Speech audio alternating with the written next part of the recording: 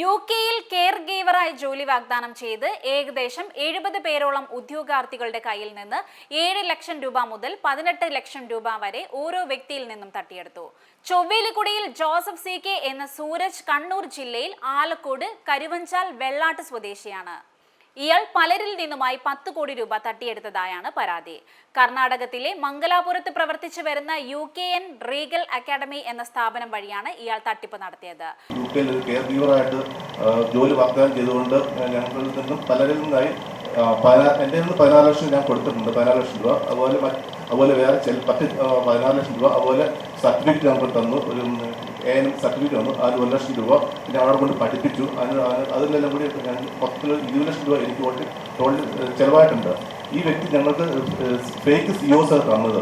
ആദ്യം ഞങ്ങൾക്കൊരു വിദേശത്തെ വനിതയെ കൊണ്ട് ഞങ്ങളെ കൊണ്ട് ഒരു ഇന്റർവ്യൂ നടത്തിയിരിക്കുകയും അതിന് എല്ലാവരും ഞങ്ങൾ പാസ്സായെന്ന് അറിയിക്കുകയും അതിനകത്ത് എല്ലാവരും ഏകദേശം 70 പേരോളം നമ്മൾ ഇതിനകത്ത് അകപ്പെട്ടിട്ടുണ്ട്. ഇവൻ്റെ വറയിൽ അകപ്പെട്ടിട്ടുണ്ട്.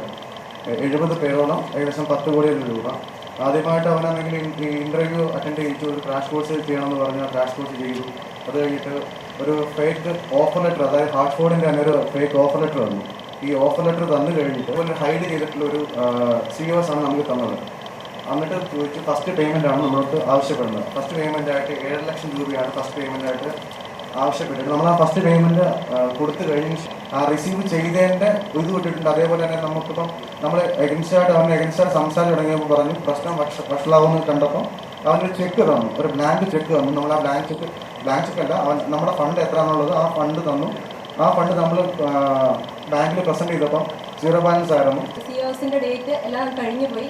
അത് കഴിഞ്ഞ ശേഷം റിപ്ലൈ ഒന്നും തരാത്തപ്പം ഞങ്ങൾ വീണ്ടും വിളിച്ചുകൊണ്ടിരുന്നപ്പം പുള്ളിക്കാരൻ യാതൊരു ഞങ്ങളോട് ഒന്നും പറയുന്നില്ല. പിന്നെ എന്നോട് വളരെ മോശമായിട്ട് വൃത്തികെട്ട രീതിയിലൊക്കെ സംസാരിക്കുക ചെയ്തത് പൈസ ചോദിച്ചു കഴിഞ്ഞപ്പോൾ. അതുപോലെ തന്നെ എല്ലാവരോടും അങ്ങനെ തന്നെയാണ്, പെണ്ണുങ്ങളോട് പ്രത്യേകിച്ച് അങ്ങനെ തന്നെ സംസാരിച്ചത്. പിന്നെ ഞങ്ങളുടെ ബാച്ചിലുണ്ടായിരുന്ന ഒരാളെയാണ്, ഷെറി എന്ന് പറഞ്ഞ ഒരാളെയാണ് ഇയാൾ കല്യാണം കഴിച്ചത് പോലും. അത് ആ പെണ്ണിനെ കല്യാണം കഴിച്ച് അങ്ങോട്ട് കൊണ്ടുപോവുക ചെയ്തത് ദുബായിക്ക്. നവമാധ്യമങ്ങൾ വഴിയുള്ള പരസ്യങ്ങളിലൂടെയാണ് ഇയാൾ ഉദ്യോഗാർത്ഥികളെ സ്വാധീനിച്ചത്. ഇവരെ വിശ്വസിപ്പിക്കാൻ വേണ്ടി അഡ്വാൻസായി പണം ആവശ്യമില്ല എന്നും അറിയിച്ചു. ഇത് ഉദ്യോഗാർത്ഥികളെ കൂടുതൽ ആകർഷിക്കാനിടയായി. ഒരു വിദേശ വനിതയെ കൊണ്ട് ഇന്റർവ്യൂ നടത്തിയ ശേഷം വിജയിച്ചതായി അറിയിപ്പ് നൽകുകയും ചെയ്തു. UKയുടെ certificate of sponsorship offer letter നൽകിയ ശേഷം പണം കൈമാറുകയും ചെയ്തു. എന്നാൽ ഇത് വ്യാജമാണെന്ന് അറിഞ്ഞതിന് ശേഷം പണം തിരികെ ആവശ്യപ്പെടുകയും ചെയ്തു. പല ഒഴിവുകൾ പറഞ്ഞ് മാസങ്ങൾ ഇയാൾ തള്ളി നീക്കി. വീണ്ടും ഉദ്യോഗാർത്ഥികൾ എല്ലാവരും ഒത്തുകൂടി പണം ആവശ്യപ്പെട്ടപ്പോൾ 3 മാസത്തിന് ശേഷമുള്ള കാലാവധി വെച്ച് എല്ലാ ഉദ്യോഗാർത്ഥികൾക്കും ചെക്ക് നൽകുകയായിരുന്നു.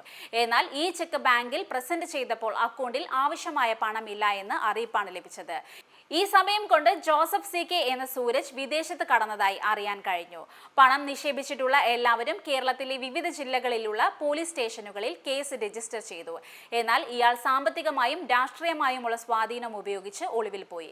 അനുദിന ജീവിത ആവശ്യങ്ങൾക്ക് പോലും സാമ്പത്തിക ബുദ്ധിമുട്ട് അനുഭവിക്കുന്നവരാണ് ഇവരിൽ എല്ലാവരും. ഈ സാഹചര്യത്തിൽ ആഭ്യന്തര വകുപ്പ് ശക്തമായ നിയമ നടപടികളിലൂടെ ഇയാളെ നാട്ടിലെത്തിക്കണമെന്നും നിക്ഷേപകർക്ക് പണം തിരികെ കിട്ടുന്നതിനുള്ള നടപടികൾ സ്വീകരിക്കണമെന്നുള്ള ആവശ്യവുമായി ഇന്ന് തിരുവനന്തപുരം പ്രസ് ക്ലബ്ബിൽ വിളിച്ചുകൂട്ടിയ യോഗത്തിൽ സംസാരിച്ചു.